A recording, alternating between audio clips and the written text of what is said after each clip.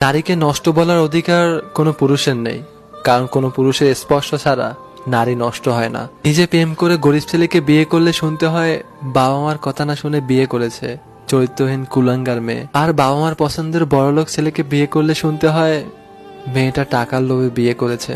আমাদের সমাজ কন্যা সন্তান চায় না, কিন্তু সুন্দর পুত্রবধূ চায়। মেয়ে মানে জন্মের পরে কালো না ফর্সা যাচাই করা হয়। বাসিবাদের প্রশংসা সবাই করে, কিন্তু বাস্তবে খোঁজে বিরানি।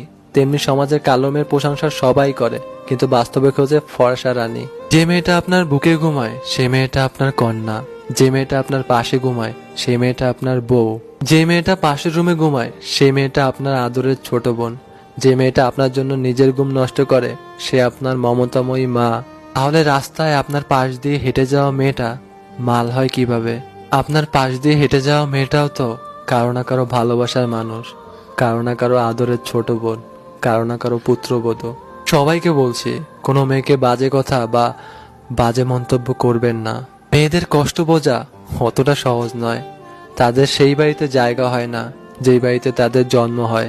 মানুষ বড়লোক হলে ভুলে যায় সেও একদিন গরিব ছিল, মানুষ টিচার হলে ভুলে যায় সেও একদিন স্টুডেন্ট ছিল। ঠিক তেমনি অধিকাংশ মায়েরা শাশুড়ি হলে ভুলে যায় সেও একদিন বৌমা ছিল। একটা মেয়ে বাপের বাড়িতে এতটাই আদরে থাকতো সে কোনো রান্নাই করতে পারতো না, কিন্তু শ্বশুর বাড়ি গিয়ে সেরা রাঁধুনি হয়ে যায়। ফ্যামিলির দিকে তাকিয়ে নিজের সব ইচ্ছে, সব আশাগুলোকে বিসর্জন দেওয়ার নামই হলো মেয়ে। একটা মেয়ের মধ্যে সব গুণ খুঁজতে নেই, কারণ মেয়েরা লাইব্রেরিতে প্রকাশিত হওয়া কোনো গাইড নয় যে একের ভিতরে সব থাকবে। যতদিন তোমার মুখ বন্ধ থাকবে ততদিনই তুমি মিষ্টি, যেদিনই মুখ খুলবে সেদিনই সবার কাছে তুমি খারাপ হয়ে উঠবে। ভুল মানুষের প্রেমে পড়া মেয়েগুলো একসময় বাঁচতে শিখে যায়, কিন্তু হাসতে ভুলে যায়। আমাদের এই সমাজ থেকে কন্যাদান শব্দটি উঠিয়ে নেওয়া উচিত, কারণ মেয়েরা কোনো দানের সামগ্রী নয়।